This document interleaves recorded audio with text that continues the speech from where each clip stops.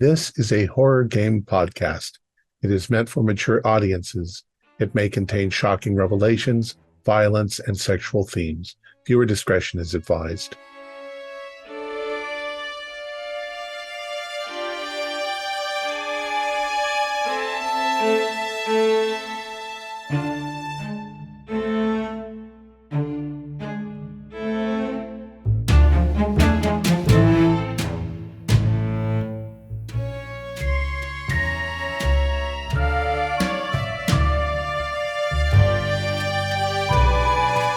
Greetings, fellow investigators, and welcome back to our video podcast, Into the Darkness, where my friends and I will be playing the Call of Cthulhu role-playing game. I'm your host, Thom Raley.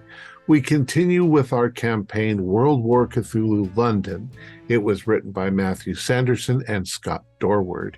This scenario is entitled Captive Audience. If you haven't watched Midnight Sunrise, you should start there. Our keeper of arcane lore is Matthew Sanderson, and this is episode 1. So without any further delay, let's continue our journey into the darkness. Matthew?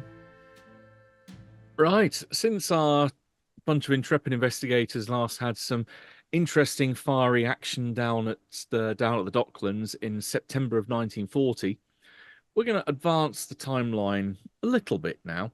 It's now February 1941, so five months have passed, and in that period, every night has been a bombing raid. The Blitz is well underway.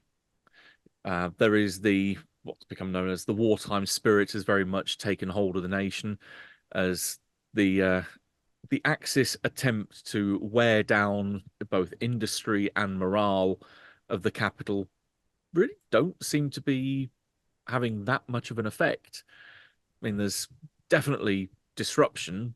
There's personal horror of the amount of lives that have been lost, homes that have been destroyed, livelihoods that have been turned upside down.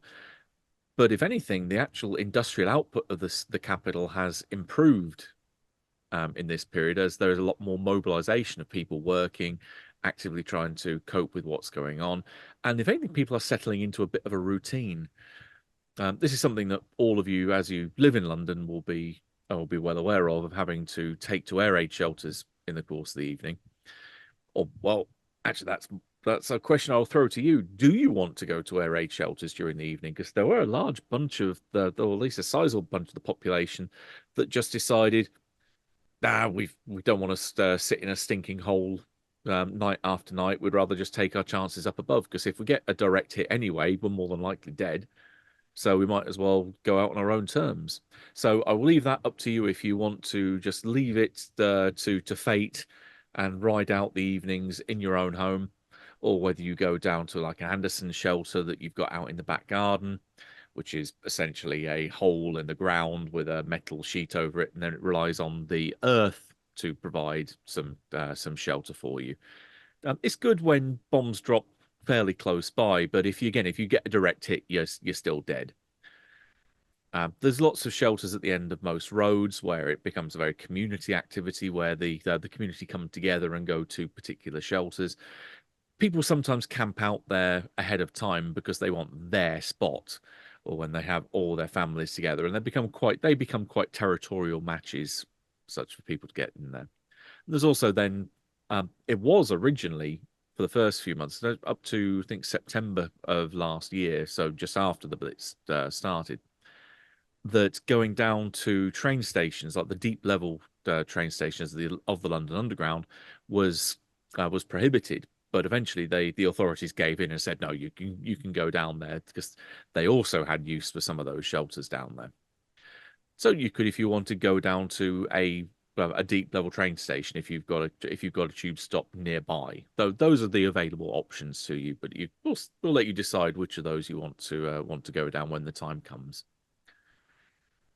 So there's been a few things happening that we've done kind of off screen. So for the audience out there, that people have been working in the background, either picking through the information that was left over from the previous adventure. Maybe a few spending some time in a psychiatric recuperation Like Dr. Gross was mentioned as having already leapt out early from the encounter at Docklands to have got some help because of the experiences he'd been through. And our curtain rises on the evening of, he says, trying to find his notes, Friday, the 7th of February, 1941, where it's about 6:30, 7 in the evening when you guys will cut to the familiar room above a bookstore just off Trafalgar Square, where you've been brought together to meet a couple of other members of Network N that have not you hadn't met previously. Obviously, you only really came into Network N last September, so you've met a few people. There's been some introductions via the likes of Fotheringay, your fellow buddy in arms now. But there's a couple of other operatives that you're slowly beginning to see as you paths touch by with them as they come in to make reports or they're working on cases, and you're slowly bumping into more people. But N has brought you in specifically to have a chat with two other members that are based in the local area that he thinks might be quite beneficial for you to work with.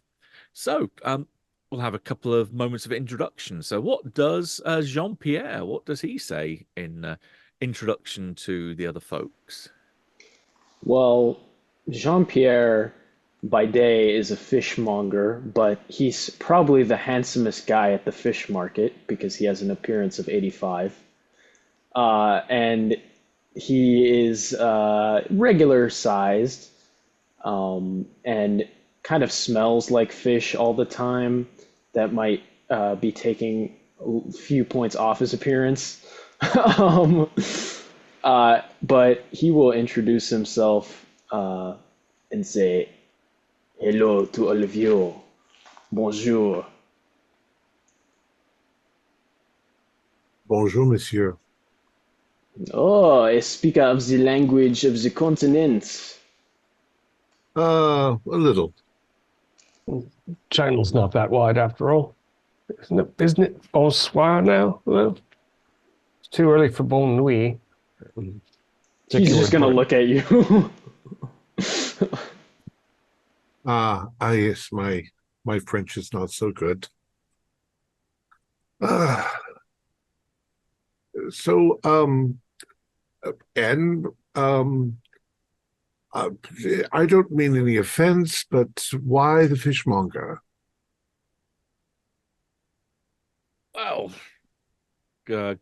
Well, in fact, actually, that's a good question for Jean-Pierre. Why was the cover of a fishmonger particularly appealing to yourself? Well, how many people have you killed, Mr. Green?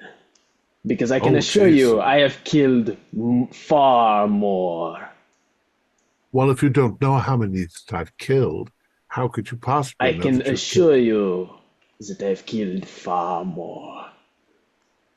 All right, so Mr. Green is a daft hand with an axe, I can tell you that. You're a rather vicious fishmonger, then. Oh, no. I believe in the principles of morality. They were Nazi scum. Well, that's hardly killing people.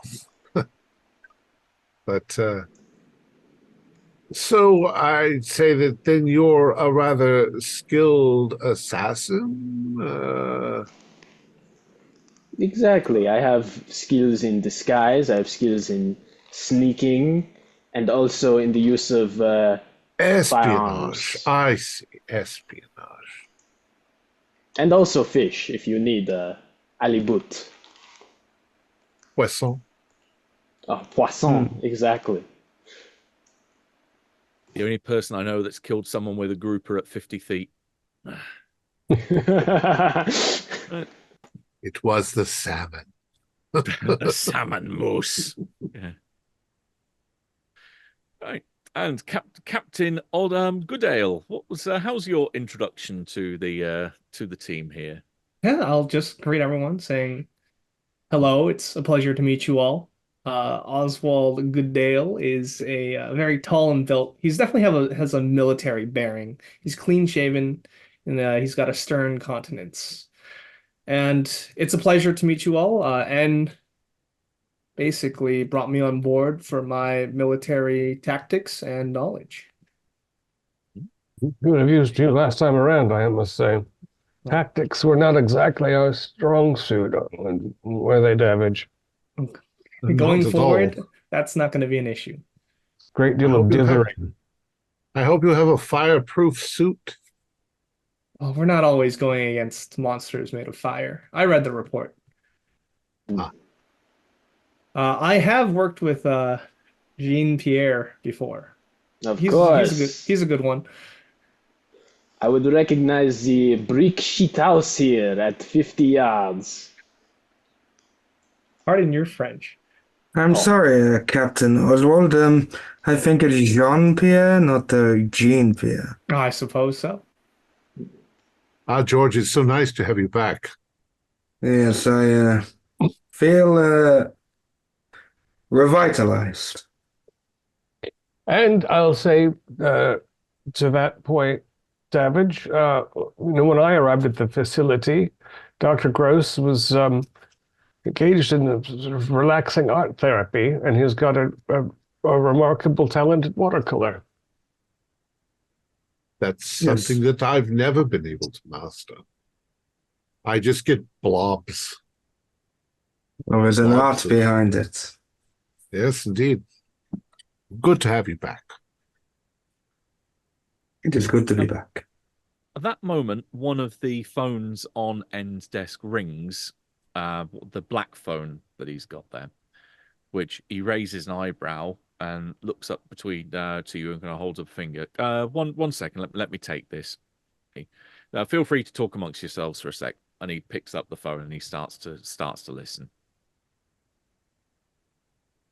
Well, Dr. Gross, if you ever need any, that was almost German. Sorry. If you ever need anything to calm your nerves, all sorts of opium comes through the fish market. I have a means of getting my own help, thank you very much. So you are a Buddhist then? No, I'm just a very wealthy man. Oh. Dr. Gross and I share a lot of the same esoteric interests. Though I seem to be a little less affected by them. But I would agree, opiates are not exactly... they're more mind-dulling than they are mind-opening, in my opinion. Tell that to Coleridge. Opiates have a lot of use, especially for soldiers returning from war. Well, they have to deal with trauma. Yes. We all have to deal with some trauma. I have heard that they've developed certain drugs that force a person through interactions with the brain to tell the truth, or at least not to realize that they're not lying. So they have some use. Well, Captain Oswald here knows how to make people tell the truth without drugs, if I remember correctly. I will neither confirm nor deny that. Well, I'm afraid there would have been a time in the past when we would have balked at the idea of torturing somebody. But alas, those times are long gone since the war started. Savage, do you believe that ends justify means? If we're to save the world from fire monsters that would consume the earth in flame, yes, I think that we should do anything possible to save the world. But I also believe in self-sacrifice. I'm also interested in to see what the lawyer says about that. Well, again, I don't know how precisely it was worded in the report that you read, but Davidge, who has the uncalloused hands of the aesthete, beheaded a witch with a fireman's axe with relative calm. So As far as I'm concerned, I'm sure there are things that are not worth doing. It depends. The ends and means must be weighed, I suppose. That's I true. mean, the witch in question thought that saving a handful of people was worth, her people, was worth destroying everyone else, or at least hastening that destruction. But her intentions were good. Just didn't realize that her visions were showing the results of her own actions had she carried them out. And the Nazis. Well, ends justifying the means is a very slippery slope. Yeah. N is responsible for assigning us things, so N will have to justify rather than ends. Yeah, that it'll depend if we're going to act as N's hammer or something more tact. How does his phone call appear to be going, Keeper? Lich just about wrapping up. You hear him say, "Thank you, Armstrong. I'll get a team over there now," and then he puts the phone down. Does that plumber's breathing through his teeth moment of, okay, we've got something that's potentially come up. We've got a little bit of time before the air raid will probably start. For reference, that almost for every single night that's preceded in the last 5 months, the air raid starts at about 8 o'clock in the evening. So by the time it's now about 7-ish, you've got about an hour before all hell will start raining down from the sky. And there are various different forms that the air raid takes. The quick overview being that you can either have an area which is like carpet bombed, but it's a very localized bombing. You could have incendiary weapons that are dropped, then followed by high explosives, or you could have high explosives that then followed by incendiary. There's variations upon a theme that take place here, but invariably it's always after 8 o'clock that everything starts.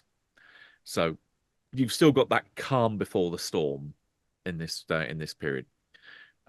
I can have a car waiting for you outside to take you up to King's Cross Station, but we've had something that might be on our radar. I just had a call from one of my men down there, a detective Armstrong, who's been with us for a few years. He's seen some odd stuff in his time on the force, and he's got something that he thinks might be in our wheelhouse. It looks like there was a murder committed just over an hour ago, so about 6 o'clock this evening, at King's Cross Station. A commuter that they've identified as one Edward Bridges, according to his ID, was murdered on the platform of a train that he was trying to catch going north on the Northern Line. He can fill you on the rest of the details. I think time is fairly the essence here, but the attack, apparently the individual this Bridges was stabbed to death, but the wounds and the stabbing and the cuts seem to form a pattern on his chest, and Armstrong believes that it might be of some esoteric significance.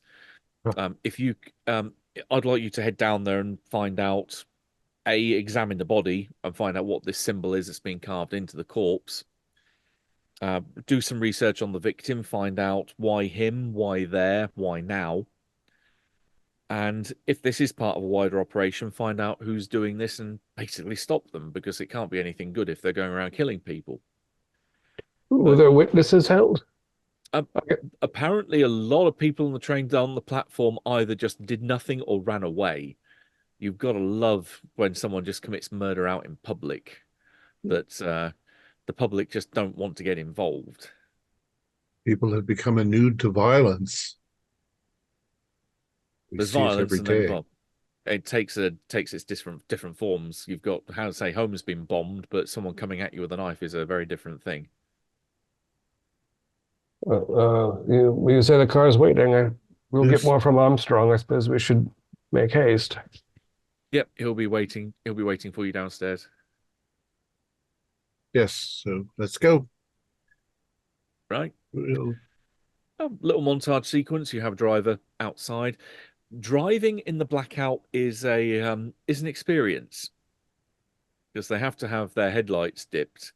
So there's not really that much ability to see anyone unless they're pretty much right in front of you at the time. So it's there's been a marked increase in road traffic accidents for pedestrians and drivers alike since the blitz started, or since the blackout started, in fact.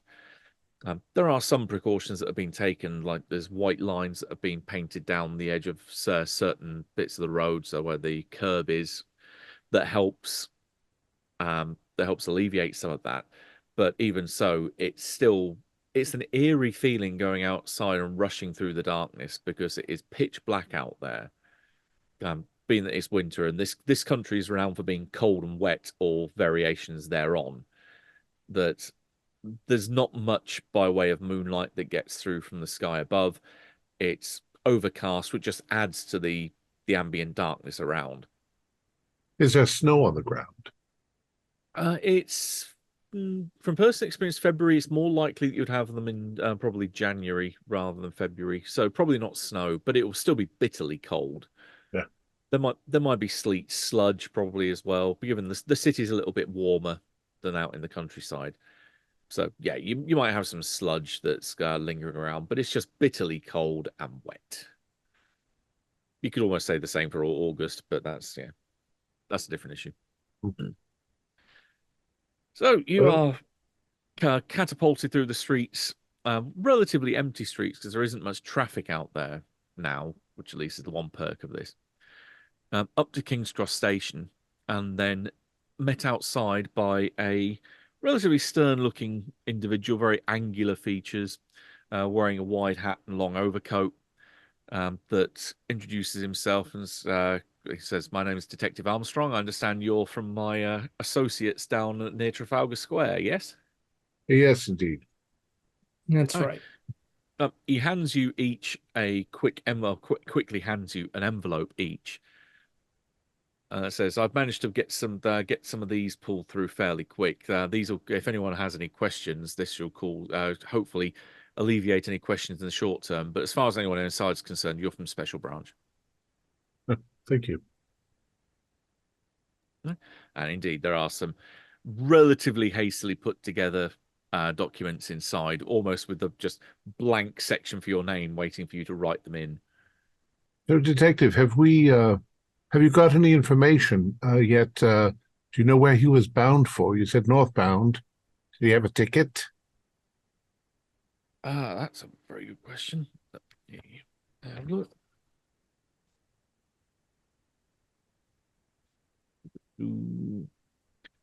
He was heading for Archway, Islington. Archway, Islington. Islington. So definitely up the Northern Line. It looks like he'd got on the Piccadilly line initially, and then had changed or was changing onto the Northern Line at King's Cross, and then was heading north. That's interesting. Yes, just that piece of information. Somebody must have either been waiting for him, or he's a random person that they did this to. Yeah. Looks like as far as the ticket confirms, he got on at Piccadilly Circus and then ended up there. Yeah. We should take a look. Mm-hmm. Yeah, if you want to follow me through.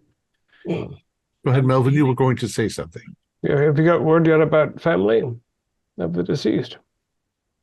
We just know the name at the minute. We need to get in touch with everyone. Right. We have his ID. Looks like he lives alone. At least there's no one that's picking up there. We did get through to a what was her name now? A landlady at his apartment, which was he frantically looks through his notes and my own. Mildred Davis, that was it.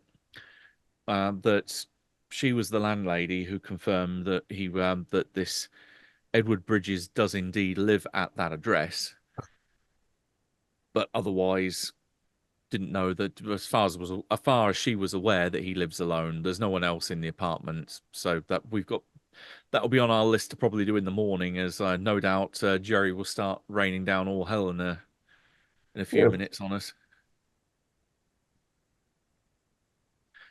He leads you in through the front of the train station, and the police station is attached to the train station. So you have the added advantage that if when stuff does start going down, you can easily just go down to the tube station right beneath you. They also have their own air raid shelter on site, so quite helpful.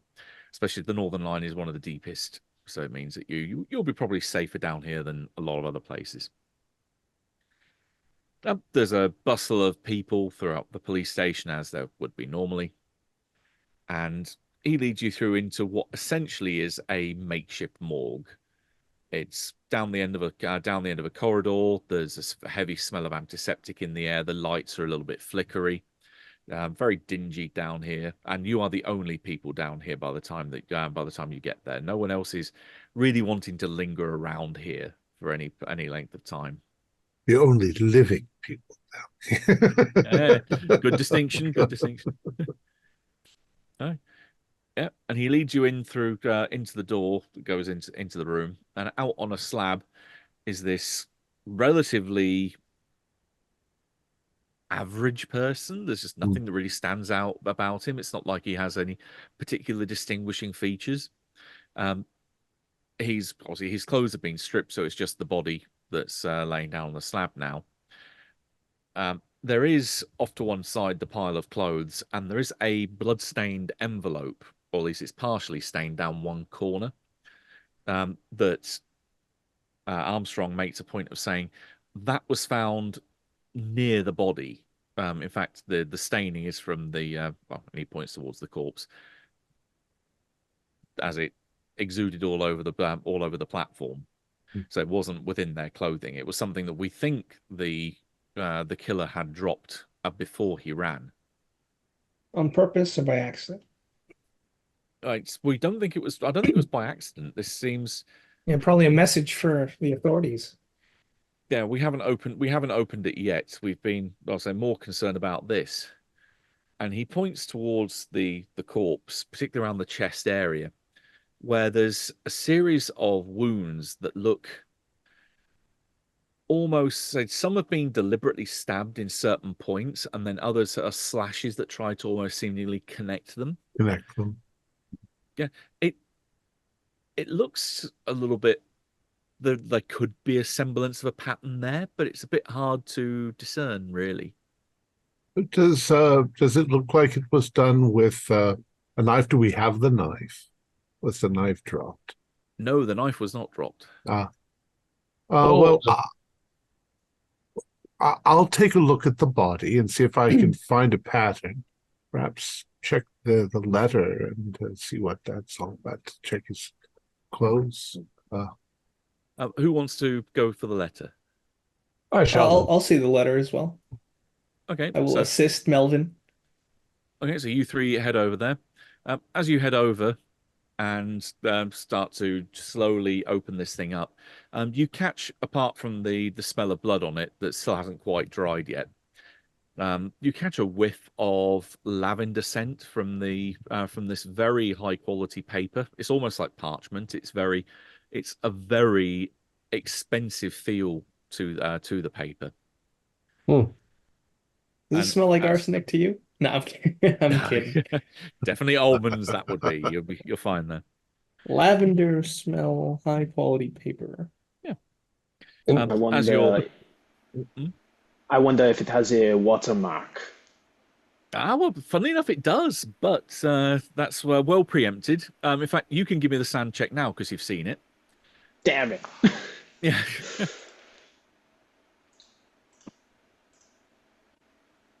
Oh, pass. 18. Okay, 0. That's a good thing, especially for this.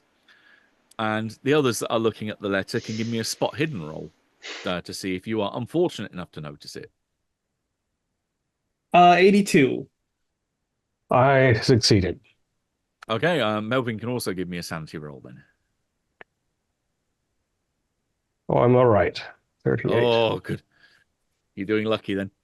Right, so as you're opening this thing up and gently sliding it out as to not rip it as you're trying, because it's on one corner, it's got caked in blood. You pull it up, and Armstrong is explaining, yeah, the only thing that we really got of any description of this this crazy man that came forward was that apparently he was wearing a long overcoat and, of all things, a porcelain mask that was wrapped around his head. But yeah, just came out of just attacked the guy out of nowhere. A fairly swift and brutal attack. No one was willing to get in the way, and by the time that the alarm had been sounded for the attendants, he was too far away. This sort of crazy masked figure, like the Phantom of the Opera, just ran out of the area and up the steps and was away. And combination of the porcelain mask, carrying the murder weapon, bloody, off with him, and the rather pricey and distinct paper doesn't seem like he's trying to disguise his identity terribly much. Well, because the face there, at least the mask all over the face certainly had a good effect. It is almost like the murder was a performance. A bit of that. Tall fellow, I suppose, and thin? Yes, pretty much as if you read the report already. And as you were saying about performance, quite appropriately, as you pull out this card from inside, this is what you see. Congratulations, Mr. Dean Henderson. You were invited to attend a special performance to commemorate the closure of St. James Concert Hall on Sunday, 12th February. Formal dress is not mandatory. This is a performance by the people, for the people of the community. We look forward to seeing you there. Don't forget to bring a mask. Well, this is pure madness. Good rolls. It's Friday the 7th now, so Sunday can't be the 12th, unless it's this year. About a different, not this year. But there's also, if you were to glance back to the C in Concert Hall, that C forms the center of what looks like 3 question marks, forming some symbol that is watermarked into the paper, and that's what your eye was drawn to when you say you were looking for a watermark. But now that you're looking at that, and when you look over at the body, you realize that the stab marks on the body would also echo this watermark. I'm guessing the sort of point in the middle was the death blow. It was indeed. And then he arced it out. But do you think that assassin, mad as he clearly is, was trying to deliver this to Dean Henderson and mistook Edward Bridges for Dean Henderson? Well, we should do a search of Dean Henderson, find out who he is, if he's even Common alive. enough names. Yeah. Mr. Bridges' clothing, does it suggest anything about his class, occupation? He's very much working class. There's not a massive amount you would be able to deduce from that, because there evidently seem to be his civvies. They're not his work clothes. So it maybe implies that wherever he goes, he would have to change clothes to work. Because there's definitely no sign of him having extensive use of these. His hands calloused? Not really. No, it just seems to be whatever he does for a living. It's not physical, or at least not hands-on. Skilled labor of some kind. Any marks, tattoos, anything like that? Any identification marks? No, nothing of that nature. In fact, a very distinct lack thereof. Well, it's a strange shape that's been carved into him. Doesn't look like anything I've ever seen before. No, it's a little bit aquatic seeming, but Yes, certainly not like hypergeometry with its angles and shapes. It's more organic in nature. You can anyone that's got it can give me a Cthulhu Mythos roll.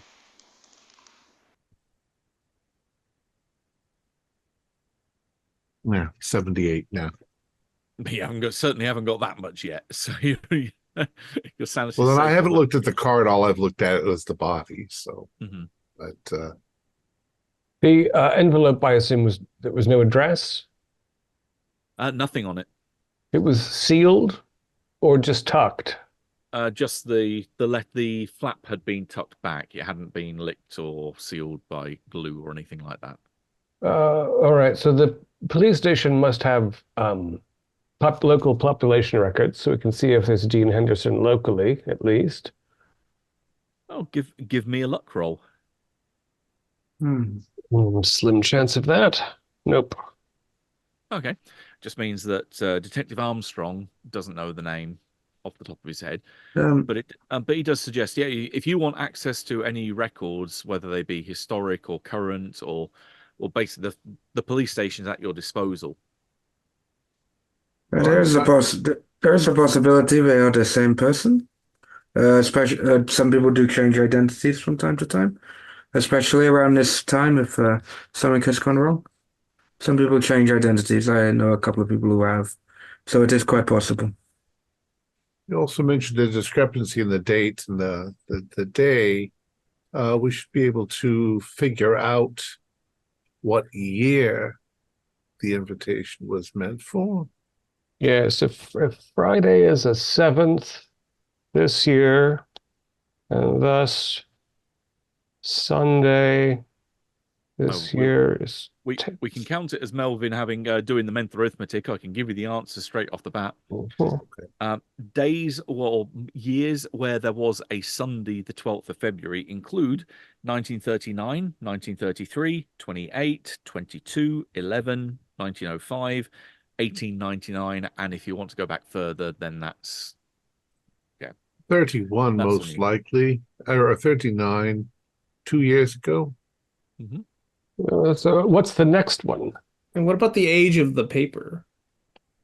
This paper is like brand new, freshly printed. You say it still smells. All right. Yeah, I hadn't thought about going forwards, so fair enough. Right. The paper is pretty much brand new. This has been very recently made, so this isn't an old. This isn't like an artifact that's been sat in someone's drawer for a long time. This was very, very recently made. Right.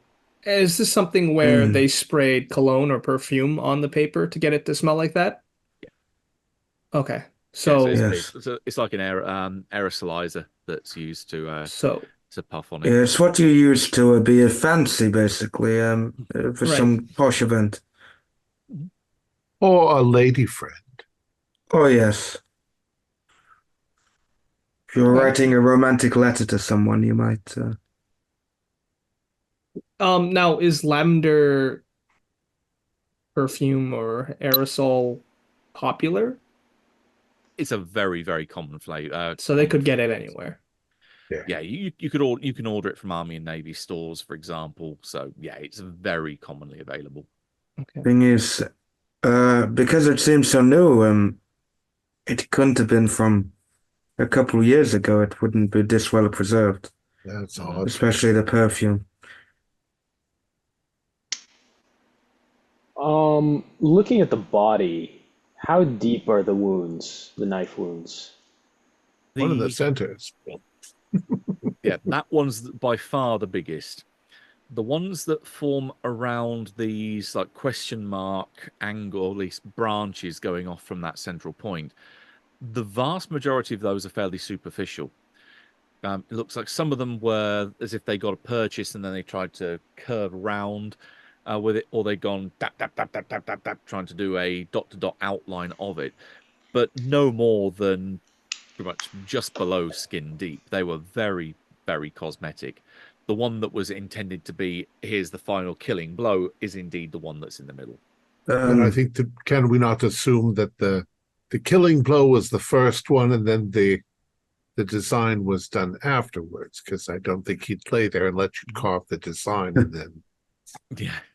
Well, it's the description that Armstrong can relay to you from the witness statements that they took is that there was a scuffle and that a few of those blows were inflicted before the final blow went in, but then the rest were done post-mortem. I was about to ask, is there any defensive marks? Yes, there are. So, you answered my question. Bridges did not just stand there and take it. And so it's significant because you say the watermark matches this.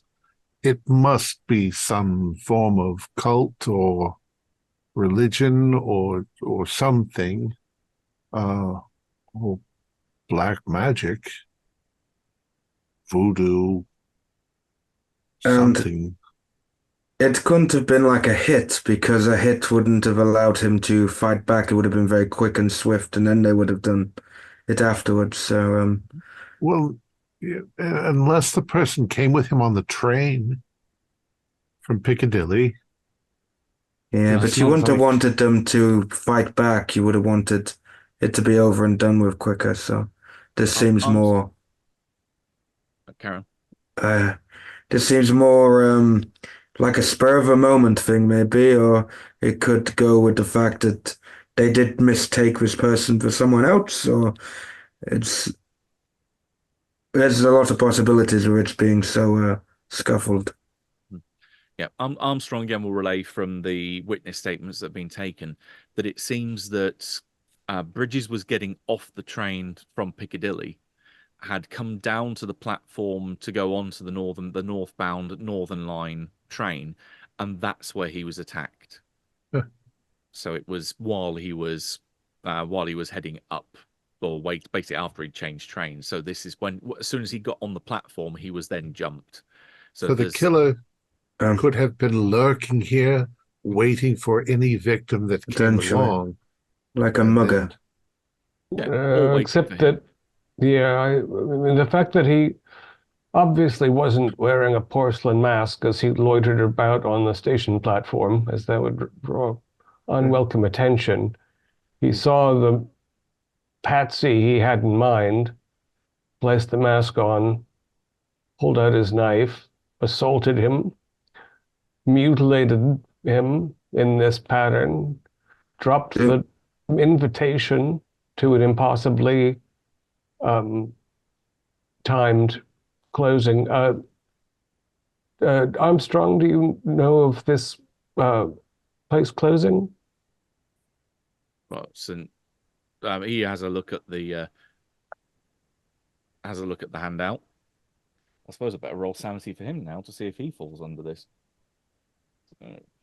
Bad luck. He just starts Subjecting shooting the us. NPCs to the horror already. All right, let's see what happens with him. And 58 is a bit of a close call. Let's see what his stats are.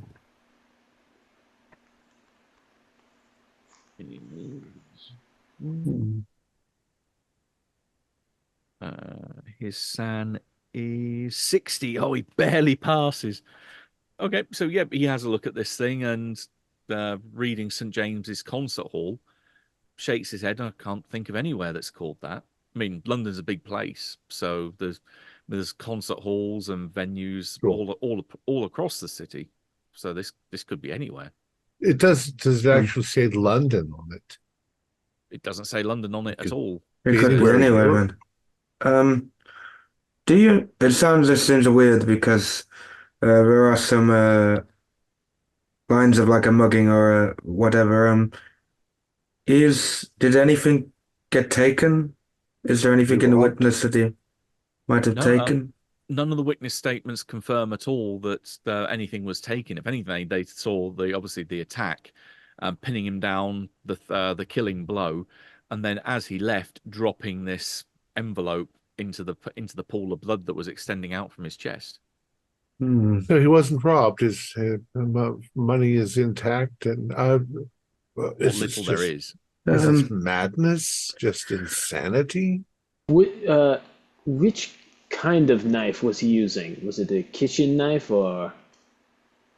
Well, you can give me forensics would be the best actual skill here, but I doubt many people have got it. Nope. So you can give me fighting brawl. I'm going to say is going to be. Oh yeah, I'll look at that then. To see if you can identify what type of knife this was. Can I do a roll to see if I recognize the concert hall? Because I'm quite a wealthy person who has known a lot of culture, and I will buy that. You can give me a credit rating roll, but this is pretty obscure. I'm going to ask for an extreme on your credit rating. Okay, my credit rating is 80, so let's just hope I can get 16 or under. Okay. 17. I'm gonna spend the luck to make it 16. You get it. Wow. Okay, now admittedly, I'm spending a luck though, so I mean, it's been say a good few years since I've run this last, but I'm pretty certain no one got this handout that early. So oh shit. you have a little bit of reading here, but yeah, Okay, you that's remember fine. this place. Oh You remember this shit. place mainly because of what stands there now. Okay. That's what is where the connection in your mind comes from. St. James's Hall. St. James's Hall was once London's premier concert hall.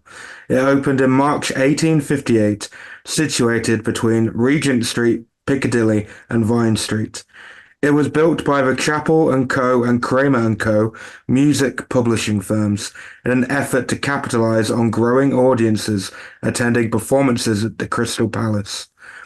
After a bumpy start, it was empty for a year after its opening. For almost 50 years, it was one of the most attended music venues in the city. The hall became famous for its Monday pops, concerts, and ballad concerts. It was also the home for the Philharmonic Society and the Christie Minstrels, as well as for many famous conductors and performers over the years. Charles Dickens even presented his farewell readings at the hall in 1868. Its main hall could hold over 2,000 people. In addition to the Grand Hall, which boasted excellent acoustics, there were two smaller halls on the ground floor. The interior was decorated to resemble the Moorish palace of the Alhambra, while the facade on the Piccadilly was of a more Gothic design. Following the death of T.P. Chappell in June 1902, the remaining shareholders accepted an offer to sell the hall. A previous offer had been made, but rejected earlier that year by Chappell, who had the controlling share. This was done without consulting William Bussey, the manager of the hall. Very soon after, another prestigious music venue, Queen's Hall, came on the market. Bussey, realizing that Queen's Hall would be worth more if St. James's Hall was no longer in operation, transferred the remaining chapel interest to Queen's Hall. St. James's slowly wound up from that point until the last performance on Saturday the 11th of February 1905. Demolition was to begin the following Monday. On the night of Sunday, 12th of February 1905, a fire broke out in the thought-to-be deserted hall. The investigation that followed determined that it had been caused by a broken gas pipe. Horrifically, the fire brigade discovered more than 100 bodies in the Grand Hall. The vast majority were in the audience, with a handful on what remained of the stage. The inquest that followed ruled that a group of persons unknown, not affiliated with the hall, had broken into the deserted building to hold a performance of some kind. Possibly due to their actions, or maybe as some terrible coincidence, the gas pipe was ruptured at this time and the fumes overcame all those present before igniting and consuming them all in fire. The remains of the hall were subsequently demolished, and the prestigious Piccadilly Hotel now stands on the same site. And that Piccadilly Hotel is one of the most upper-class hotels in London, which is how, say, you know of the place. You probably stayed at the Piccadilly Hotel. I have indeed. Yeah. It's a very pricey joint. And as someone that moves in those circles, an added little cherry on top that I'll give you is that you are aware that they have their own they have their own exclusive bomb shelter that they've built into the basement. So if you are one of the very VIP guests or those that have paid an extortionate amount of money to be there, then you are given a private access to this bomb shelter in the basement that is opulently decked out. Interesting indeed. Mm-hmm. This Wow. makes it even more bizarre. That's a lot of leads to follow. A lot. As for the examination of the knife marks in the body, I did roll a hard. Right? Yep, you are fairly sure by having a look at this that this was a curved blade, probably only about maybe 6 to 8 inches long. So it was at least a hefty thing. It's about 15, yeah, about 15 centimeters long. That curved implies almost that it might be some sacrificial dagger. It's definitely not something that would be a practical thing to use. This isn't something that you'd find a commando using or someone that would go into a knife fight with. This is something that's more decorative and ornate, that's usually tied to that kind of activity. Yeah. Jean-Pierre does like his curved blades, though. Oh, So it's not a well, fishmonger blade. No. That way you just ruled Jean-Pierre straight out from the list of suspects right then. So, and it's not as extreme as like a sickle. It would No, it's not. be. Yeah, Yeah. that's significantly longer. Mhm. This is only about that big. So a sickle is usually quite a wider Yeah. thing with a fairly chunky handle. Yeah, this is nowhere near as big as that, but it's definitely curved. It sounds like you're describing some sort of something from India, perhaps, or Yeah, it's like a kukri, the yes, kukri knife. In miniature, again, they're quite cookeries from Well, what yes, I've they seen, are kind of like quite. big. There is a smaller version, but I cannot remember what it's called off the top of my head. All right. But so was 1905, that was a Sunday, the 12th of February. So that's Does- probably This is a brand new invitation to an event that will happen 48 hours from now, 36 years ago. right. I wonder if we could find out whether amongst the corpses left and the charred remnants of the St. James, there were porcelain masks. I don't know. Maybe they were captive. Well, Well, on the stage at least. they said a performance. So perhaps it were maybe. masks. Well, if they have access to this mask in or this, that means they might have been a guest at the Piccadilly Hotel, or maybe one of the higher paying guests. well, you said that the man was coming from Piccadilly, no, on the I train. don't think he would be able to afford that hotel. I don't might mean have- this man. He might have been a bellhop at the Piccadilly who changed into his civvies, Yes, 2 potentially. trains home. And So- If you could think of a bell ringing to kind of go bing, bing, bing, we have a winner. And maybe saw something that he wasn't meant to or something. Perhaps. That's normally what happens to people these Undoubted- days. undoubtedly, Piccadilly's- this is. Oh, sorry. Go ahead. I was just going to say, to confirm Melvin's suspicion, Piccadilly Circus train station is literally within spitting distance of that hotel. Well, I want to I mean- find out Mr. Bridges' occupation. I think it's best to ask the landlord and follow up then. Probably in the morning. Yes. Well, he would Especially as definitely have a uniform then. So Yeah, he'd probably have a locker for his uniform at the hotel. Yeah, so he's not doing heavy manual labor. He's changed out of his work clothes into his house clothes.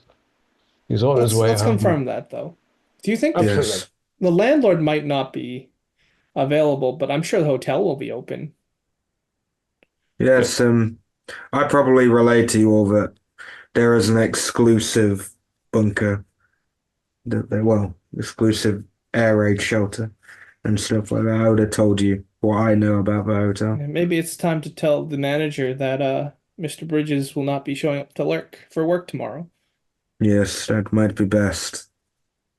Well, And we can get a nice drink as well while we're there. Oswald, do you know that the knife patterns that you found indicates that this is not a random murder? They would have used a kitchen knife or something much more available to them. So it No, must this is be an definitely not a organization. kitchen knife. I would say this murder is very performative. The Trying attacker to wanted people to see it. trying to make a point, which But what did means the that attacker want people to see? The symbol? then I don't know. it seems so Perhaps. random. Well, it is the randomness. But is that the that point? Maybe it's random. not Exactly, random now because of the letter.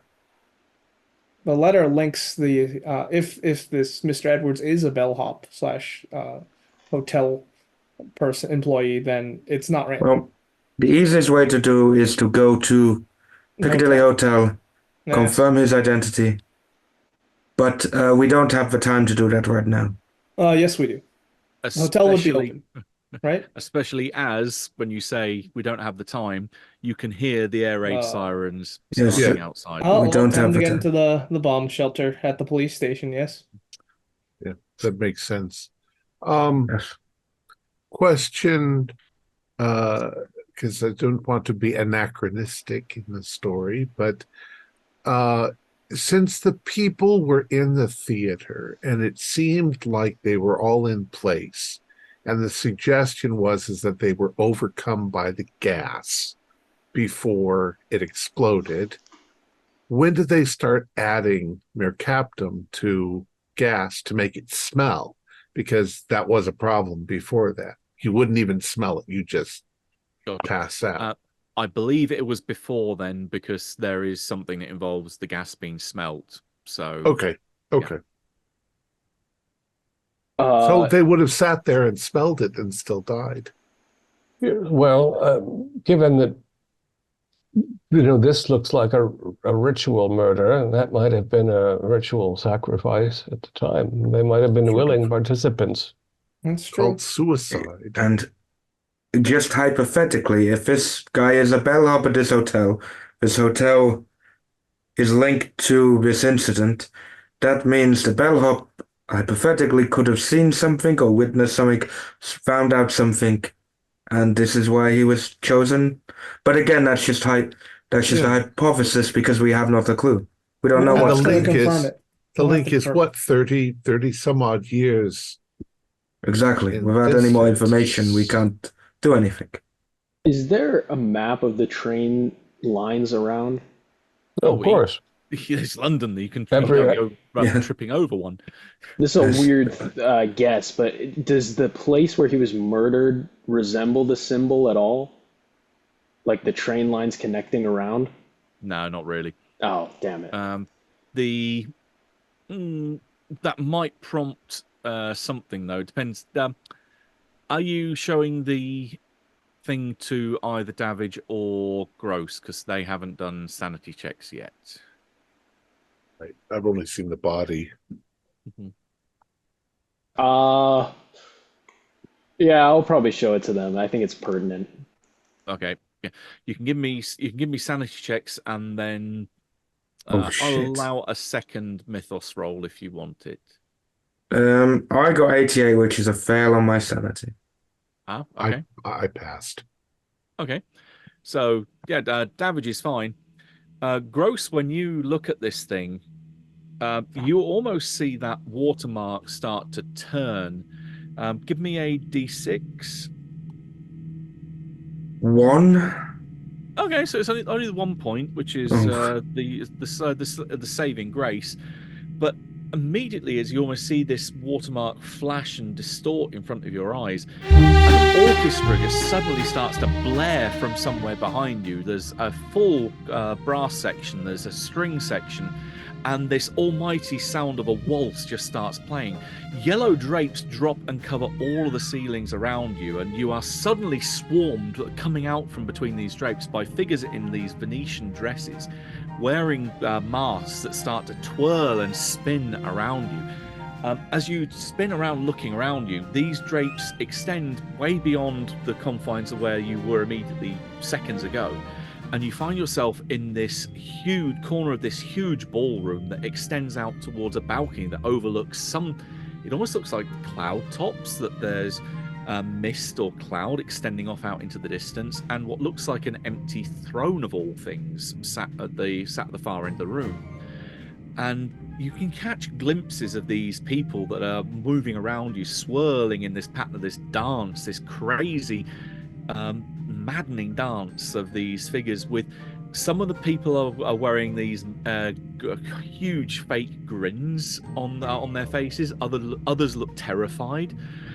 Some of them you can see through the glimpse in the masks. They're actually crying blood out from the gaps in their eyes, and your eyes settle upon a figure that starts to walk towards you, dressed in yellow robes, with this tabard over the front of him, with this emblazoned sign, this thing that you have seen that was the watermark.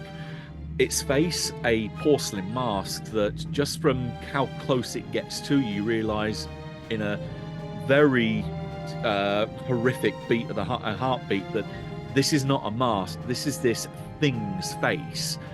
As it walks towards you, the porcelain mask is starting to crack around the edge of its mouth, as it holds up a finger, almost skeletal, and points towards you and demands, "You found the yellow sign!" And then, bam! The orchestra stops, and you are back in the room.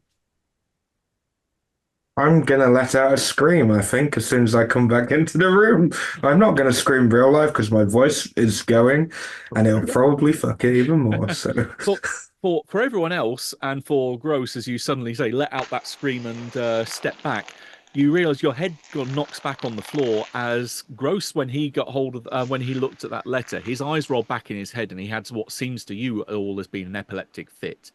So he was writhing around on the floor as he's now suddenly started screaming. We have to take him back to the sanitarium. Jesus Christ. Are you all right?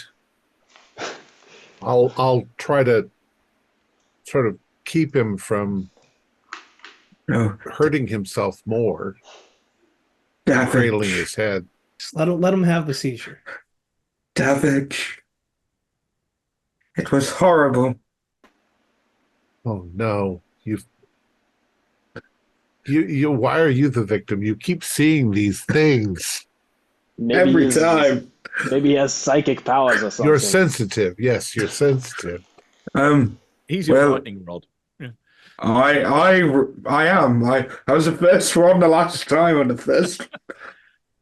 I relay a very, maybe even a theatrical version, because I'm losing it a little bit, of what I saw, or what I think was around me.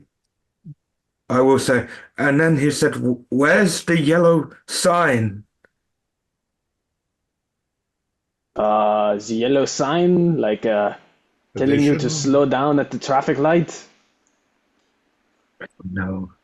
It was odd. I felt very crowded.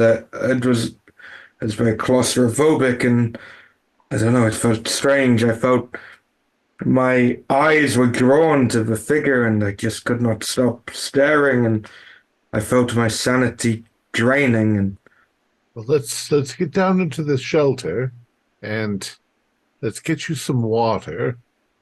Let's put this bloody thing, literally, back in its bloody literal envelope, and then wrap that up in a newspaper and put it in a jacket pocket so no one else is triggered into a seizure. Can I do another sanity roll? Because I feel like I should have maybe lost a bit more, or at least something. Because if you want to give me a sanity roll for maybe seeing that figure in yellow, you certainly can. Yeah. This is the same problem that your great-grandmother, Maria Cabrera, had all those years. Cabrera? What is Cabrera? Great-grandmother's maiden name. You know how Green enjoys his family history. True. I failed. A failure for seeing him is a D10. Oh, shit. And especially for having seen the gaze out of that mask that was not, or that face that was not a mask. So that was a 7. Yeah, you are a little bit gaga. Everyone else can give, while he's flipping out, which admittedly you will have time to calm down over the course of the rest of well, I'd say rest of the evening. Stuff will happen down in the air raid shelter now that someone failed that roll. The others of you can give me an idea roll, because of how what Gross described. 94. I'm far too 82. worried about my friend. I have an extreme success. That's a 4 under 75. You definitely reached the conclusion. Did Jean-Pierre succeed? You beat me by 1, Melvin. I got a 5. All right, the two of you pretty much hit on this, and it's probably that because it was coming partly from John thinking of, well, what do the tube lines look like coming into this location? And it's when George mentions about there was a throne at the end of this room, that there is suddenly that mental link between that both of you kind of look at each other and say, King's Cross, King, Throne. There is a thematic link here compared to what George just saw.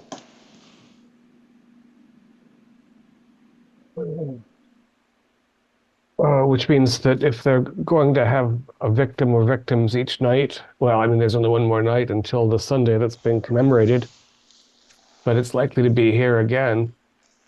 This is shadow of some other royal home. Who names these stations? The places are named and long before the tube goes in. Mm-hmm. Goddamn British monarchists. Oswald, you should be worshipping the Queen. King! Oh, King. Hold You're your looking tongue. forward to the future. There'll be about another about a decade or so, and then there might be another queen.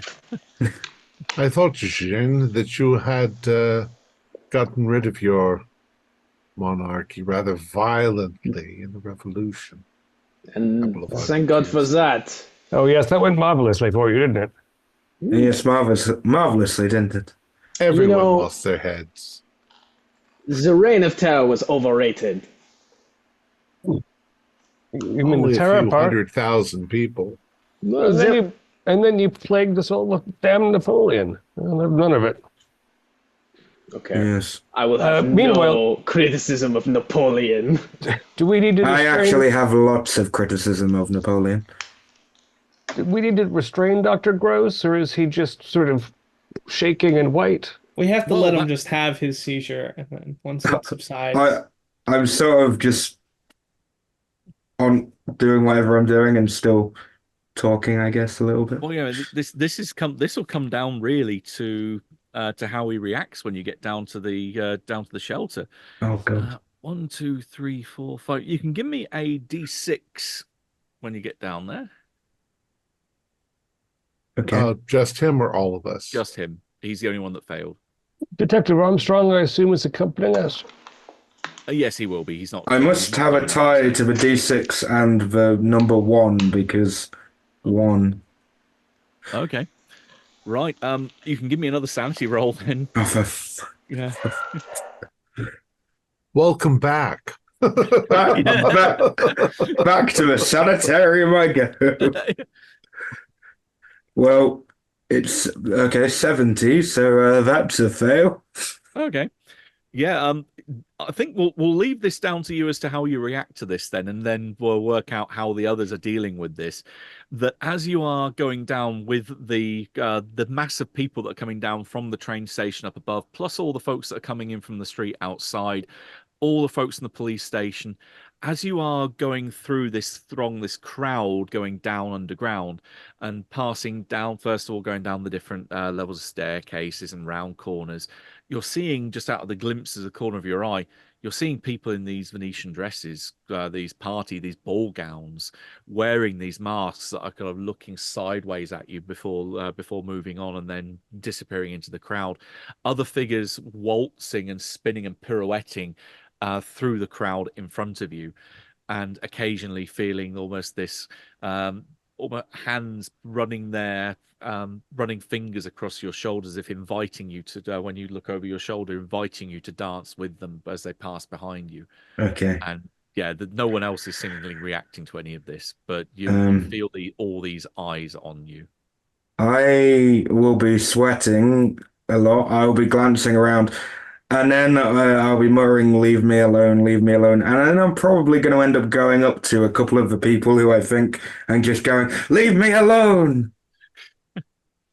Okay, yeah, you do that for one person. One of these figures that you're fairly sure isn't a ball gown dress. You grab hold of what seems to be her, turn her around, and she's the one thing that seems a little bit odd with her is that she hasn't got a mask on.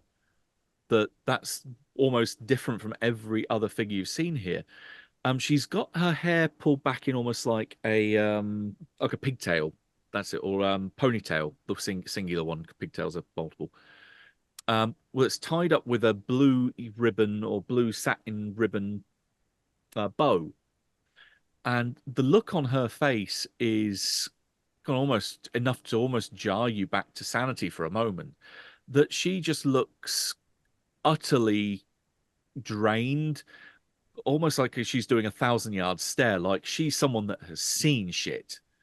Like you're looking into the face of a broken person, and she just almost her hand comes up to her to touch yours and says, "I'm so sorry." And then at that point, the evidently whoever's next to this person turns around and says, "Get your hand off my wife!" And you jar back to her, and that's not the person you were just looking at. Okay. I probably then fall back, hoping I'm still not on any stairs. Well, I've got my arm kind of around you. Okay, in that case, I will probably collapse into you and start maybe seizuring again, because I feel like it might trigger another one of these seizure episodes. He said, pardon me. My friend is ill. And I'll just make sure that nobody steps on you or... I think I'm gonna look at Oswald and be like, "What the fuck is this?" Who did N sign us up with? These people are idiots. I wouldn't go that far. That man's seen some stuff. I'm It's back true, for like man. an hour and 20 minutes, and I've already gone crazy again. I was thinking this is going to be a very different scenario if no one fails that roll, and then I could rely on you, Dr. Gross. So I'll move him over to the side, and if he needs to sit down, I'll sit with him. Are we in the shelter at this point? We're Yeah, you're pretty much down on the Northern Line platforms. okay. And you find when you get down here that lots of people currently have their spot, as previously mentioned. Even though this is a communal shelter for lots of people, because you will have had commuters passing by as well, that certain groups are camping out their own area. There are some little groups. There's buskers down here, which are kind of keeping up morale, that they're singing and playing away. And occasionally getting coins thrown in their direction too. There's other folks which are sitting down there with decks of cards, which are they're having their own little games. Either looks like maybe poker or bridge. That there's definitely a bit more of a again refinement rather than it being a kind of Western. Everyone with a cigar in their mouth and throwing in things into a pot. It looks a bit more refined than that. You've also got in one corner, there's groups which are gathered around, and you can hear them. There's one person that you think is probably a preacher of some kind or a reverend who is reading out passages from the Bible, and there is evidently a crowd of the faithful around them. There's all these little snippets of how people deal with nights in the shelter, at least in the shelter on the deep level platforms like this. But yeah, it seems to be that the people are very used to it. They seem to go to their own little positions and start to get not bedded down, but definitely they get in place for the night, because you won't have the all clear until the next morning. We'll try to find a So we're place stuck here. in between the groups, but against the wall. I want George to have a wall behind him so that he feels at least secure. If it helps to go farther down the platform to get a little more breathing room as well, I think he could use all the air he can get. I've got a flask of tea, which is I always prepare in the evenings before lock in, and something a bit stronger as well if he. Well, he's a feels bit out like of sorts something. here for a few minutes, so maybe you can find us a better spot.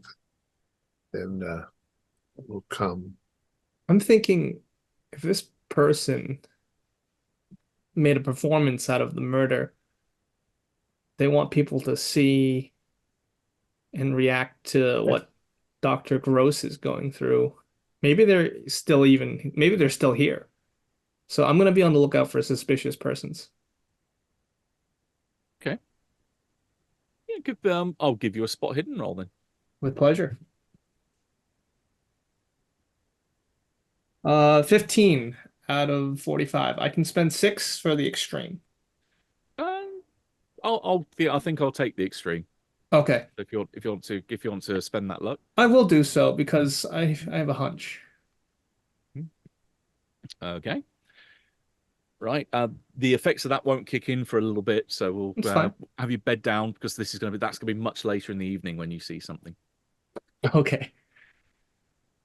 But yeah, up until so far as just looking at all the folks that are in the immediate vicinity of the platform, because you pretty much only goes left and the right. There are a few of the more braver, or should I say more stupid folks, that actually go to lay down on the train line itself. Because none of the trains are going to be passing through here at this point once the air raid sirens have started. So they pretty much just lay down, either bringing out sleeping bags or roll up mattresses. They throw down on there and then we'll kick back, and we've got more room down here because it's very much that's the last place people want to go and sleep when they're down here. How does the train function? It's not an electric rail that will electrocute people if they touch it. I don't believe it is at this point. No. No.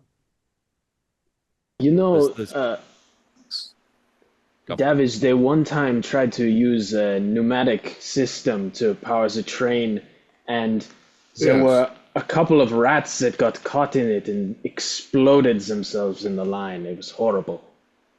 It was like a rat soup all the way through the line, and then it would just pop out at the end. So Jean-Pierre, you seem to be the strongest skeptic amongst us. How do you feel about the supernatural? Have you seen anything? Because I've seen the supernatural. I can't say that I am reading the case file as experienced as you are. I am more grounded in the regular affairs, mundane affairs. Well, poor Dr. Gross here has seen more than any of us. And from a more personal point of view, he's not easily able to deal with it. So, well, I have not yet seen anything in this particular matter, which leads me to believe that the supernatural is at play.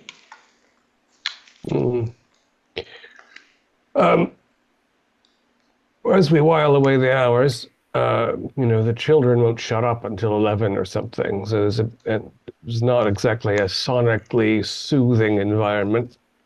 Generally speaking, a watermark is laid in when paper is made, although it is possible to watermark paper after the fact. So I'm going to shine my pocket torch inspect this thing and see if I can figure out whether they took a sheet of expensive paper and marked it themselves, or whether this was manufactured this way, in which case there's some press involved in producing this note paper. You're fairly certain this was added after it was constructed. And it was added between the point when the paper was made. There's evidence to show that it was then printed up this way, and then the watermark was attached to it. And the printing is letterpress? I don't know the exact handwritten? term, it's not handwritten. It's where the ink almost rises up from the paper, so it's almost like it's lettering that's been put on top of like a cake in icing. That it's a very definite. This isn't ink that's soaked into the paper. It's very raised and sits on the paper itself. It's raised, yes, raised lettering. That's very expensive. Mm-hmm. They do the same thing with very expensive business cards. And that includes the invitee's name that was printed? Correct, yes. An enterprise. Yes, that's quite... Well, that would have had to have been done on a press that, you do each card individually. And yet it's the wrong name for the victim. Yeah, very definitely. No, Dean Henderson is definitely not Edward Bridges. I don't suppose, well, here's something to think about for research when we emerge on the surface. They, it doesn't seem, at least from what Gross remembered, that they knew the identity of those who died in the Inferno, but there might be missing persons from the week following. Be curious to know if Dean Anderson went missing 36 years ago in February. Definitely a library use role when you have access to appropriate archives. Yes, Things because start that 100 people must have gone missing. Perhaps. There are about 100 people in this bomb shelter. or more than that. Okay. So I'd say at least just on the one platform alone, several hundred, maybe 300-400 people down here. Okay. You are crammed in like sardines on the platform, and as more people come down, there are more people that take up positions over the rails. So they sleep with their kind of their backside between the rails, and then their head leaning up against one rail, and then their feet over the other. I'd like to And make my way to a vantage point then. yeah, you can definitely move anywhere you want Yeah. within. You kind of have to step over some people and then work your way around. So the group of people playing cards, and those are those folks that have sat down and kind of claimed their spot with their families. But after a little bit of moving around, you can get to a point where you can classify as a vantage point over the area. Yeah. I'll do so. Mhm. I'll inform the rest that, hey, I'm just gonna keep watch. Something Yeah. doesn't feel right. I want to ask a question to the keeper, to you, Matt. Just because Gross will be going for a lot of things in his mind right now, especially with everything in the hotel. He knows a bit about. He knows that there is a bunker. Well, not a bunker, air raid shelter underneath. Um, does he know how many people get admitted? Because it's obviously prestigious, and only a certain amount of people get selected. So, The shelter could hold about 100 people if there wasn't all the furnishings that are down there. You've got, for instance, 4-poster beds down there. There's even a small stage for a string quartet that they have for live music that they can play. There's a bar in one corner. There's a little not a miniature, but a few bookshelves in one corner as well. This place is lavishly set up. There's only really room for about 20 people at most down there, and that would be 20 couples that would be like 2 to a bed. okay. Okay. It would just be something going through Gross's mind, especially when if Oswald is calculating how many people would be down here. Yeah. But yeah, so about 100 if you cleared everything out of there. Okay.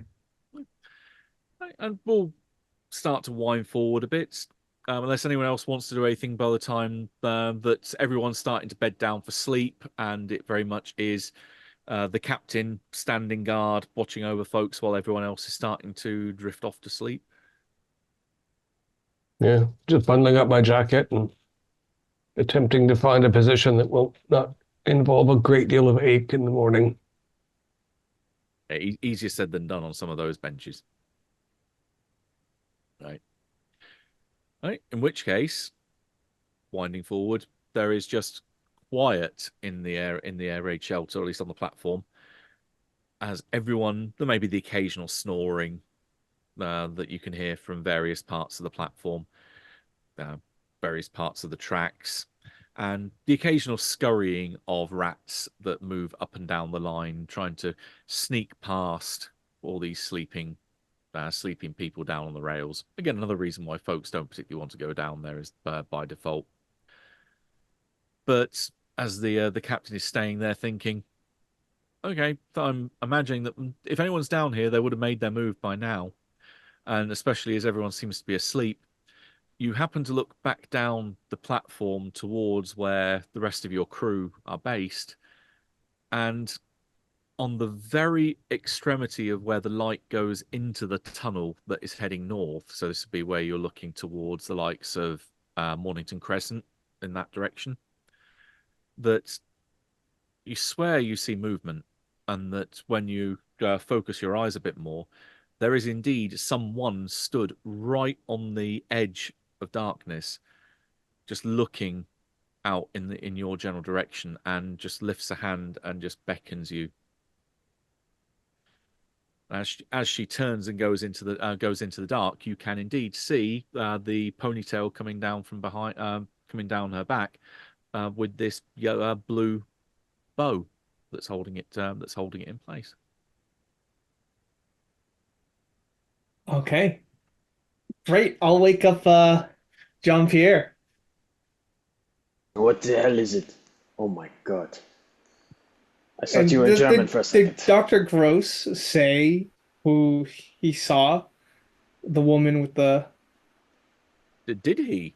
That's Yeah. because you've got plenty of time before things start winding down and finally calming down and going to sleep. So that's up to you. I'm gonna do a little roll. Yeah, because you did. Okay. Did you mention all the curtains and the He was crazy? babbling a lot about it, Yeah. There's a chance that before I seizured into Davidge, I might have mentioned. So if you were listening, Okay, yeah, I was listening. I keep my ear open for these kinds of things. But I will wake you up and be like, I think I saw that woman you described.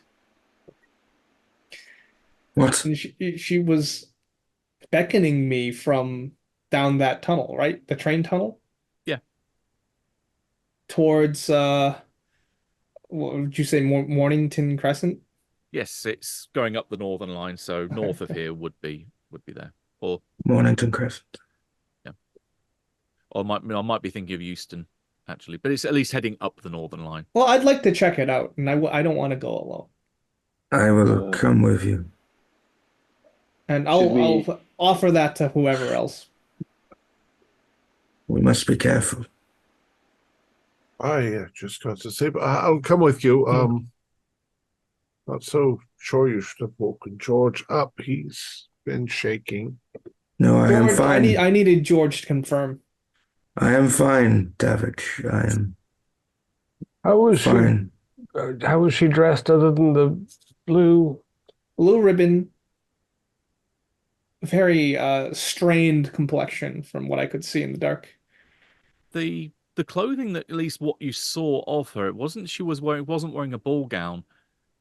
If anything, it looked almost like a semi-office attire, something like very smart, but not formal, but like a smart casual. So a blazer, blouse underneath, and skirt. So she shouldn't have just.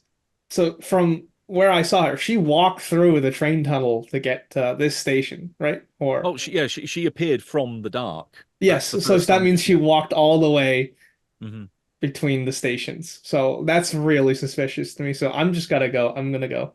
Whoever wants to come with me, you're welcome to. I will come with you.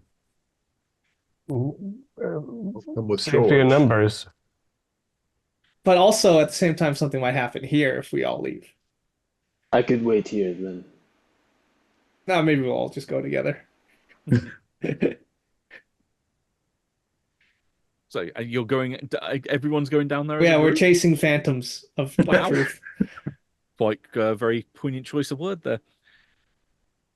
Right, you get onto the track and hopping down, trying to make as little noise as possible so you don't. Some of us have torches. Yeah, one of the things that's recommended, especially almost on a public service government announcement type, is that if you are going outside during the blackout, because it is so goddamn dark out there, you are allowed very low intensity torches so that you can actually see in your immediate vicinity, and they wouldn't cast enough light that they would be noticed by any bombers above. Okay.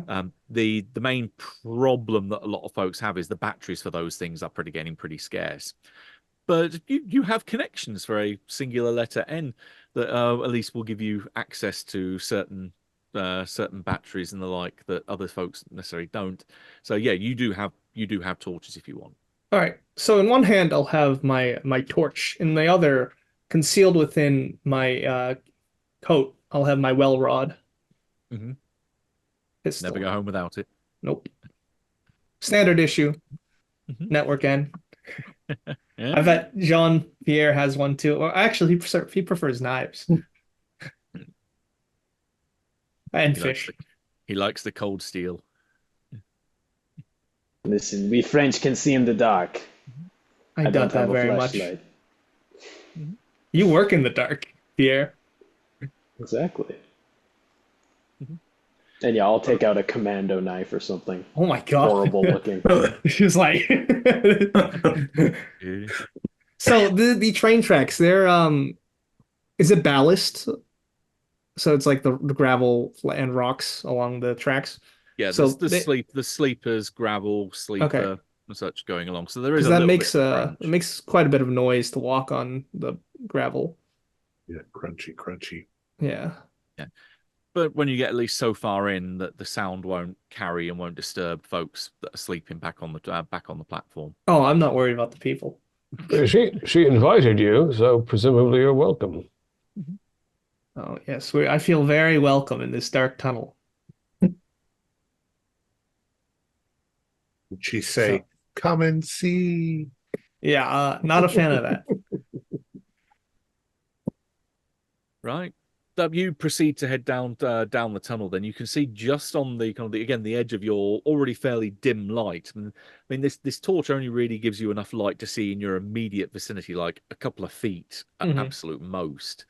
So you can see what's down on the floor and making sure that you don't occasionally step on something that squeaks and runs away. Yeah. Because there are plenty of things scurrying around, not very far from any of your feet down here. And as they can see light as well, they are going to retreat from that, heading off into the dark. How far are you willing to go? Because this figure seems to be always just a little bit further away from you. Maybe And about, everyone else can see her now, right? well, if they get down there, they can give me spot hidden rolls to see if they can actually see anyone. 48 is Regular. Yes. 58 on 58, so I guess regular. you- We French actually cannot see in the dark. Right. Well, those. In which case, as Jean is Jean the only one that failed? Right. In which case, Jean can give me a navigate roll. Oh dear. Jean, we don't need to see you in the dark. We can smell you. Smell that fish. Okay, navigate. Uh-oh, I only have base navigate. He can certainly hear our feet, though, so... No, I failed. I could Okay. spend 15 if I'm gonna die. It's up to you. It might be important. It might not be. Just spend it. You'll get a Well- luck refresh, right? Oh. Okay, I'll spend it. Okay.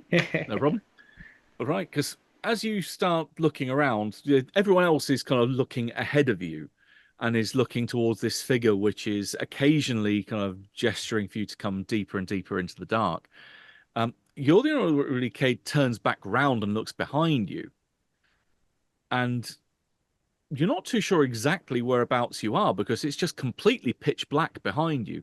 There should be the lights that the light coming down from the platform, but there's just nothing. So for anyone that would just all of a sudden turn around and spin, you're not really sure exactly what direction the tunnel would go off in. But with your success on Navigate, you are fairly sure at least you'd be able to retrace your steps if you were blindfolded, or at least if you closed your eyes. So you are confident you know the way back to the platform. All right. Be But yeah, careful. The tunnel is being a little tricky right now. It's a little claustrophobic, but I'm sure at some point we'll just reach the next station.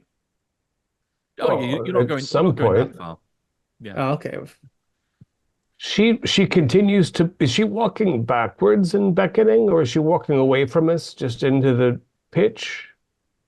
Sometimes it looks like she's walking backwards. Sometimes it looks like she's kind of walking sideways, not like I don't like crab that. steps. But yeah, she's just continually gesturing for you to come forward. And eventually, though, you reckon after about 20 or 30 meters into the tunnel. That's the point when she comes to a stop, and you can get as close as you want to her. And yeah, there's a lady there that you think is probably in her mid to late 20s, perhaps. Fairly attractive looking, you would have thought. Nothing special, but fairly attractive. Dressed in almost what looks like this tweed jacket and blouse.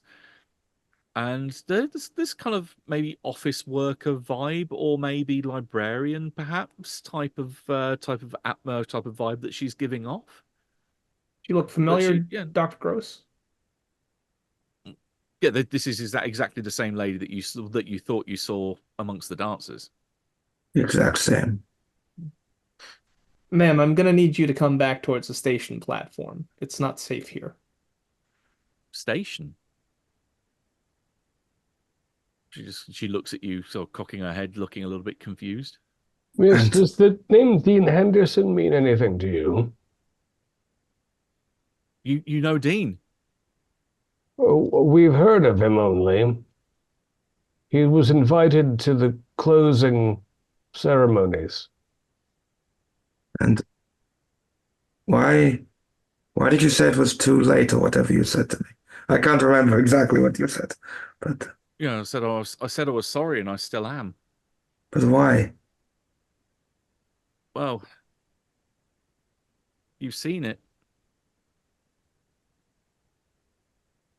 But what does that mean? It means you'll join me eventually. And she kind of raises a hand, or he steps forward towards you, raising her hand almost as if to caress the side of your cheek, saying, "If you need a dancing partner until time runs out, my card's open."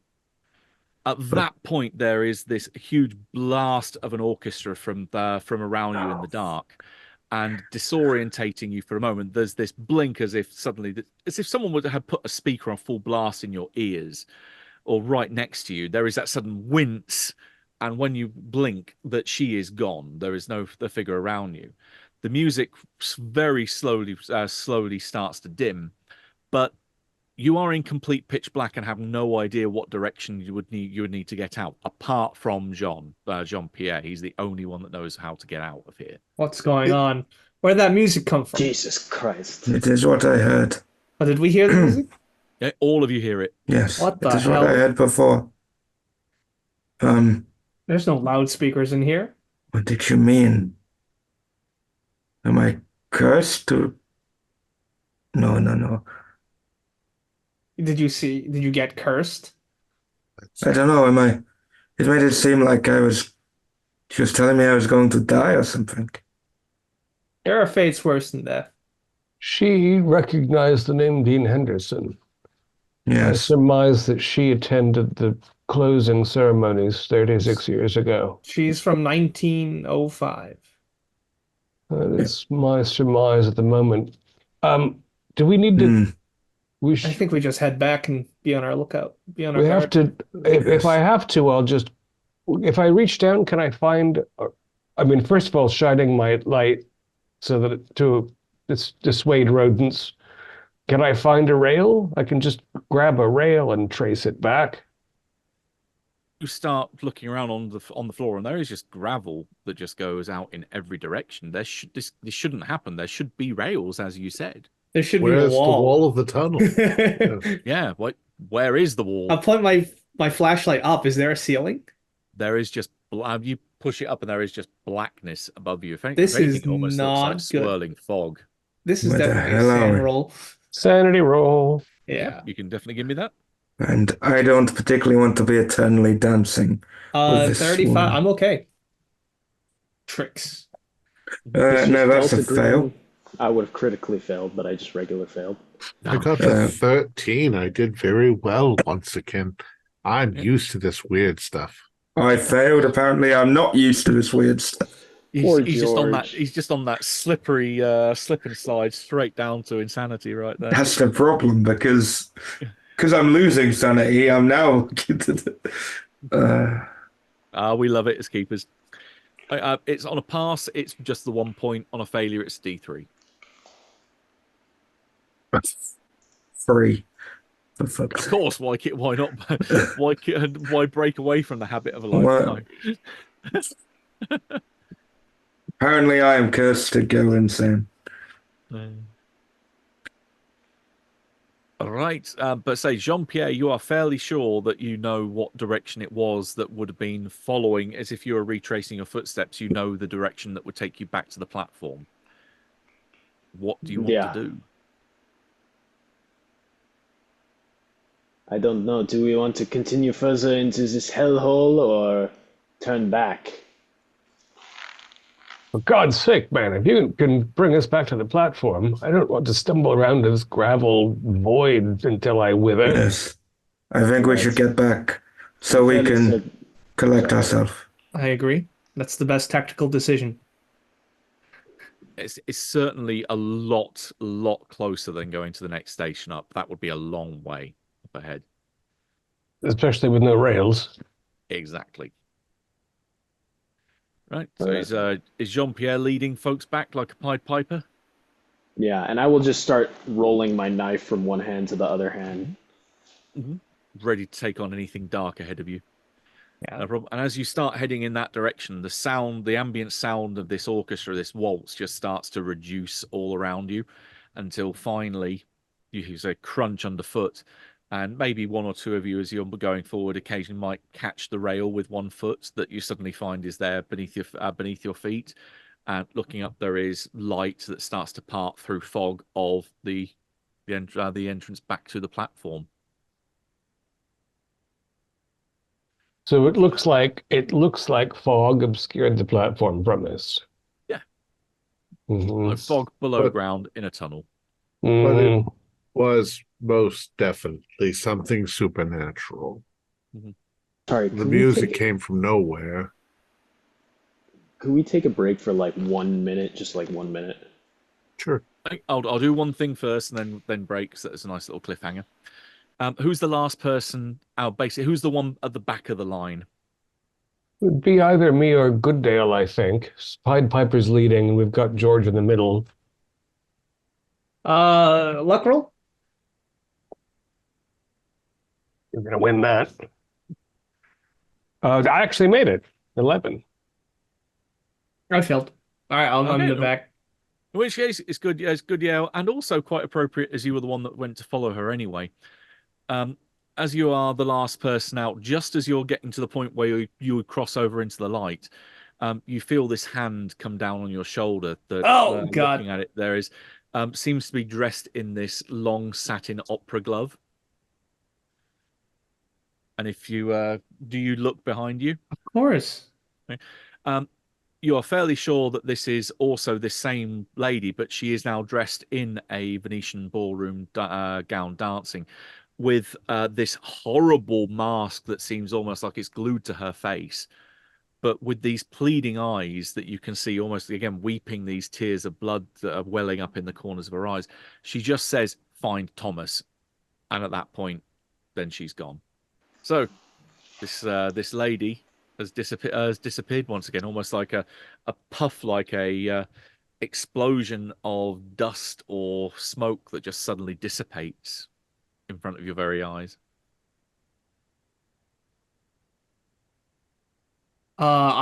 That's not good for my mental health. Good Lord, I almost shot her. I say, Captain, are you getting jumpy now? That woman we saw, she was right behind us, and she told me to find Thomas. She was in a decayed, degenerative state and was dressed in a ballroom dress instead of her business attire. Thomas. Who the blazes is Thomas? First, be last. I will holster my handgun. Thank you.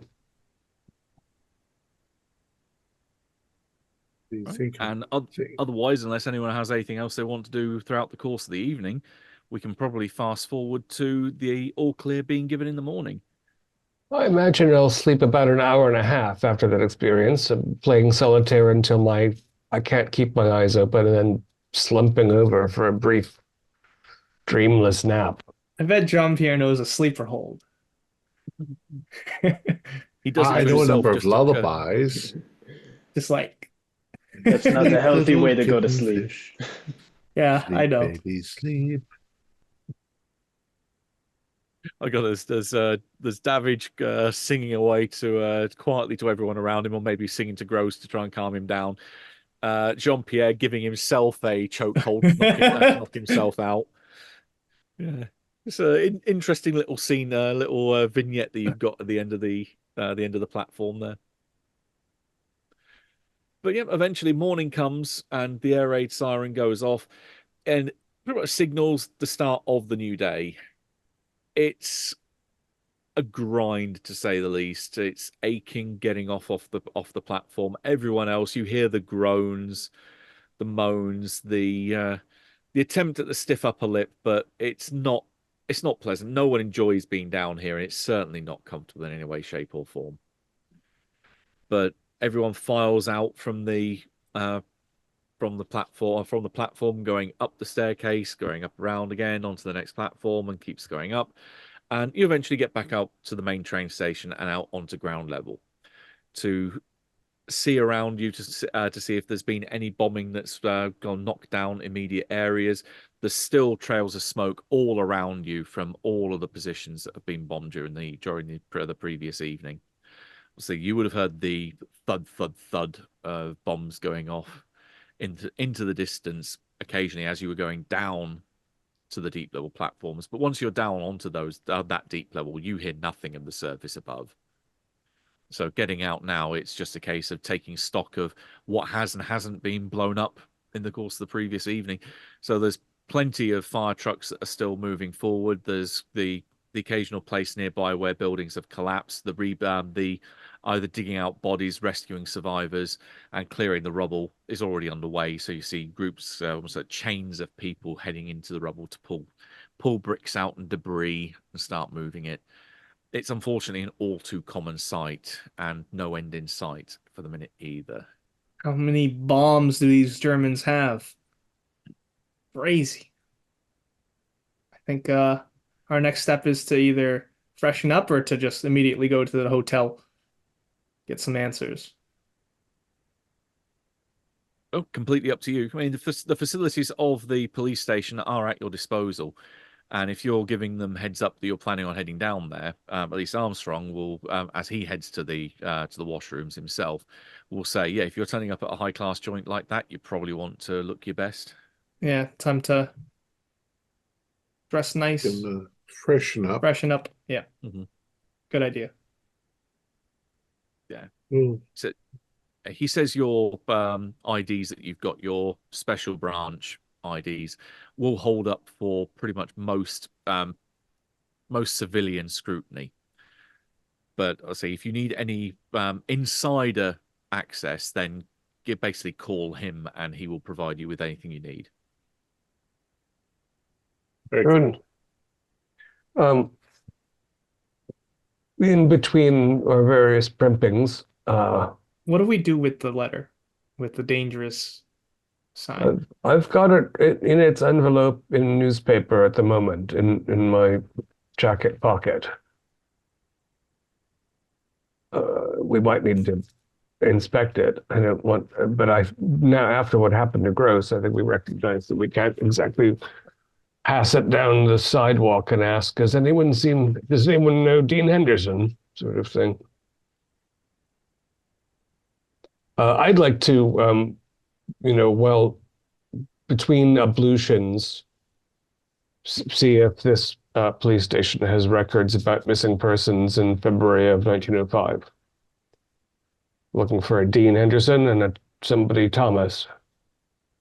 Okay. Well, it should have been a large group that suddenly disappeared. So part of the issue you have here is you will find something if you do it here, but you'll actually realize that there is a problem with your plan, because records like that will be tied to local police stations. Yeah. Right. And this is quite a long way away from Piccadilly. All right. But there is something to be found about Henderson here, but not about missing persons. So yeah, if you give me a library use roll, and as you're doing it at the police station, I will give you a bonus die for what will become quite relevant. I'm assisting. I got an 06. My Nice. bonus didn't help, so I had a regular, but Oh, it's still good. Right. What you find then, there's probably even a few people that mention about when you mention, maybe if you even say the name Dean Henderson, a couple of the older police officers down in the archives actually kind of stop and look at you for a moment as if you can almost hear the cogs turning. And so, well, we haven't heard that name in a long, long time. infamous then? Oh, no, very, very much the opposite. He died a hero. Oh, excellent. Yeah, Wow. he was How one of long us. ago? Is Oh, that so? it's been years. Must be. I mean, you're talking to folks that are near retirement age, probably in the force down here. They're saying easily 35 years plus. 1905, yes, I would guess. You could have been, yeah. It was certainly around that kind of time. Why is he a hero? Well, I don't remember the whole story. I remember that he was killed in the line of duty, as far as I remember. Was he stationed here or elsewhere?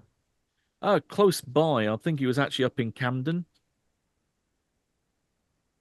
Yeah, I mean, we can pull his file, or police pull what details we've got from here. Much obliged. Is he survived by any sons, daughters? No, when you do get his file, there's no record of a wife or kids. He was alone, but you do have his address. So you've got that he lived on an apartment in Camden on Camden Street. So which is again up the northern line from where you are here. And also one of the things that's maybe been saved and not put on record, but something that you can find access to here, is his obituary. 13th February 1905. Suitably enough.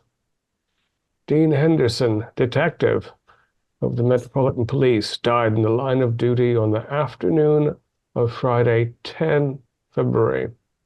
He had been investigating a case in Piccadilly when he was attacked by a man subsequently identified as Ronald Brooks, 41, an out-of-work stagehand. He was 35 years of age and unmarried. In the attack, Detective Henderson managed to land a fatal blow on Mr. Brooks before succumbing to his wounds. This brought to an end an exemplary career of 16 years with the police in his home borough of Camden. Service for friends, family, and work colleagues will take place at St. Michael's Church in Camden on Saturday, 18th February. Farewell, my friend. You will be missed by us all. Vengeance has finally been done. Thomas Franklin. There's a Thomas. There is a Thomas. So, mad stagehand theater. Best we Thomas follow up. Kingham. Is Camden anywhere near the Crystal Palace, or is the Crystal Palace in I don't actually know what the Crystal Palace is. No, from memory, Camden is closer. It's north, going up the northern line. I think my knowledge of London geography is only limited to the places I've been to, and I've been to Camden a fair bit. I think the Crystal Palace is down to the west or slightly to the south. So it's nowhere. They're not connected. At least not as far as I'm aware. Because that was brought up briefly, and that definitely sounds like regal. Mm-hmm. It was regal, yeah. Was built for World's Fair, was it? Built for the World's yeah. Fair, yes. All right. To the older folks here know the name Thomas Franklin? They will not know him, no. But he could still be around. Just for clarification, the Crystal Palace is south of Tower Bridge, so it's in South London. I knew it wasn't north, I just couldn't remember if it was east or south. the place where cabbies don't dare go after a certain time, especially with the blackout. There we go. Right, so I think that is probably a good point for us to leave it. You've got a few lines of investigation open to you. Have to have a think about where you want to go from here. But yes, you have at least heard of a Thomless now. Indeed.